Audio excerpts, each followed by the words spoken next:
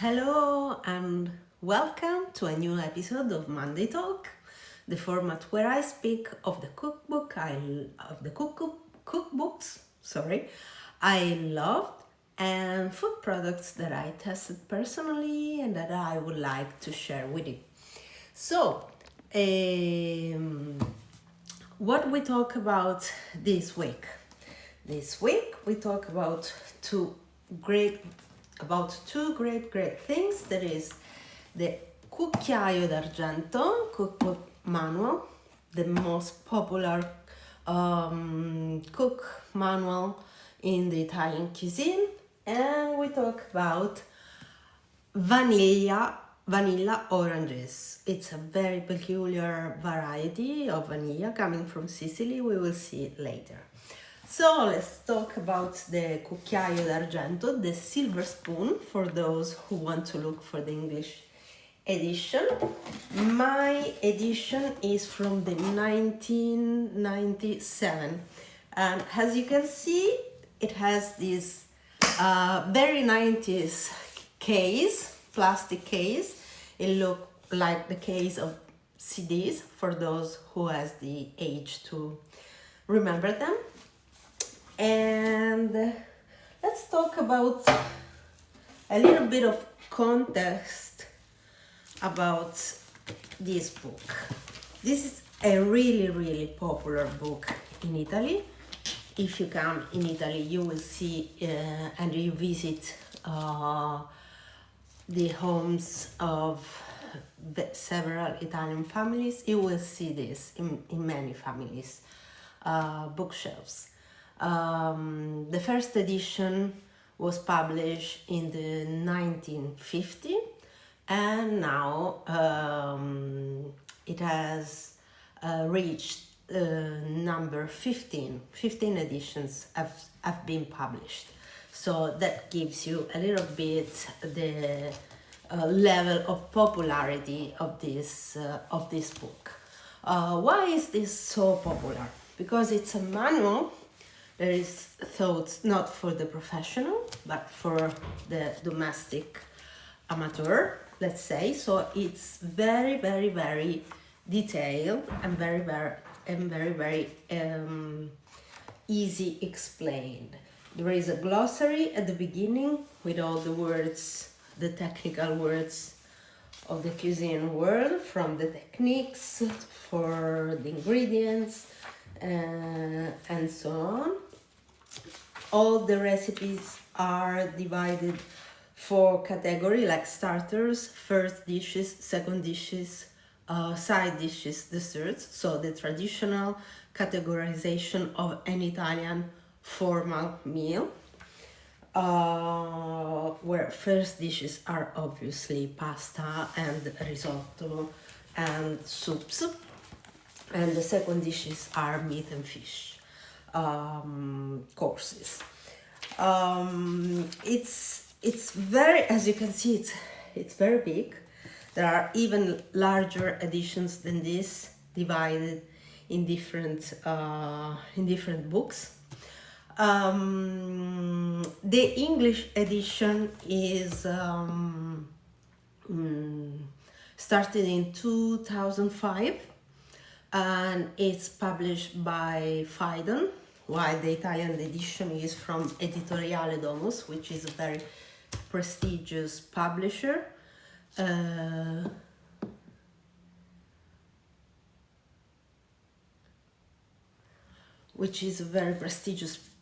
Well, TikTok is telling me that my live has been restricted because I'm suggesting you to buy products out of the platform, which, I mean, this is a new one. Okay, so no, dear bot, I will not allow you to go into the live, sorry. So I was telling you about Editoriale domus. It's a very prestigious publisher in Italy. They have in their they publish also different magazines about tourism, about architecture. Their main magazine, Domus, is like the most important magazine in Italy for home decoration. Very elegant, very nice. And as you can see, this is kind of the approach, the style of the publisher. Even the Cucchiaio d'Argento has very stylish aspects. The cover of my personal edition is from Tullio Pericoli, which is a great Italian artist and illustrator. Look for his job online because it's very beautiful. And the pictures inside are very elegant and curated. Sorry for the light reflex. They are very beautiful. There are a lot of photographies. You know, it's the kind of publishing where you can see that there was a lot of work behind it, and this is of course also one of the reasons why it's so popular in Italy and abroad. It has been published in 15 languages, and as I was saying before, the English edition is from 2005 and is still published today. I think that if you are passionate about Italian cuisine and you want to learn about the basics, the foundation, this is the kind of book that gives you all the information to start with. You can find here the most popular Italian classics, the iconic recipes that abroad everybody think about when they think about Italian cuisine, like spaghetti al pomodoro, the tomato sauce spaghetti, or the meatball in tomato sauce, or I don't know, how to do a basic pizza or a lasagna and so on. But of course, seeing the sides, you cannot, it's not just that. You can find all kind of regional dishes, which is the real substance of Italian heritage about food. You have to think about, and you will hear this concept many times in my content in the future, sorry, that Italy was is a united country only from since 1860. Before, for centuries after the fall of Roman Empire, Italy has been divided among a lot of small reigns or republics. It depends from time to time, but generally was very divided.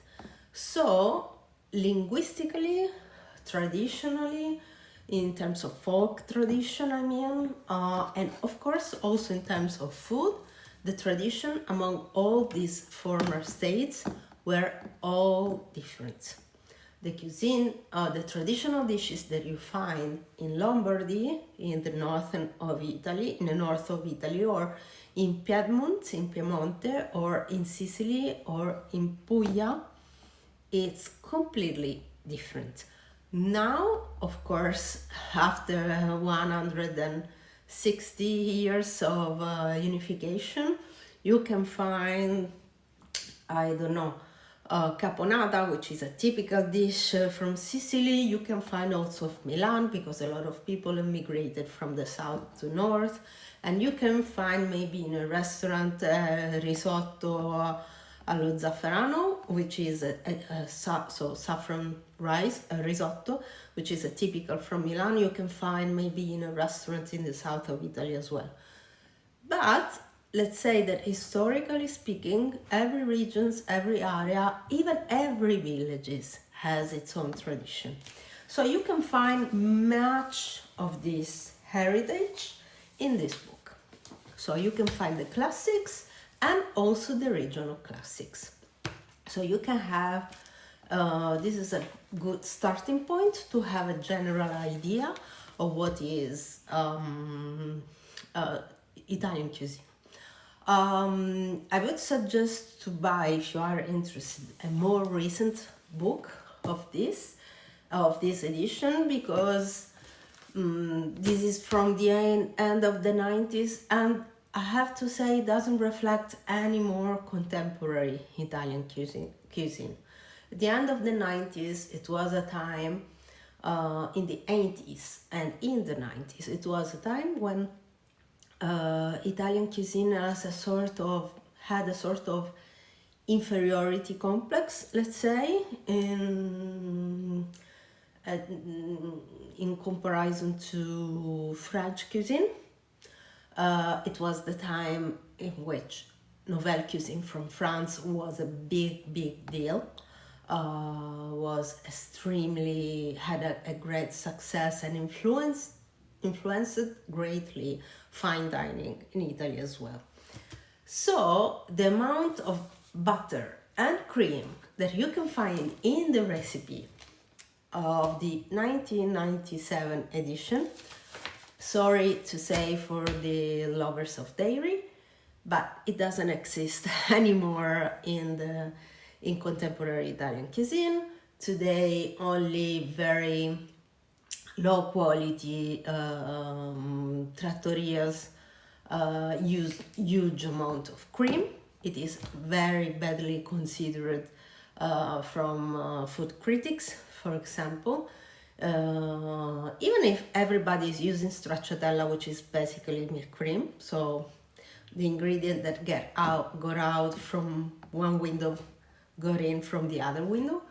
But let's say that in general, the style of very rich, very heavy, very fatty cuisine is not that popular anymore. Today, I have to say the approach is more about more healthy dishes, more lighter ones, more extra virgin olive oil than butter, in generally speaking. But of course, there is a little bit of difference between the north. There is more similar as a tradition to Germany and France, and the south, there is more about olive oil. But yes, I have to say that Italian cuisine is always evolving, and today is evolving in a direction of lighter dishes, because we are all aware of the healthy side of food. We are all aware of calories, and also there is a bigger attention to the quality and the freshness of ingredients than in the past, I have to say. So what else? Another detail that is very interesting is that at the end of every recipe, you can see that there is a suggestion with a wine permit, which I think is a very, very good idea, because it gives you the possibility to get to know a lot of Italian wines that maybe you never heard of.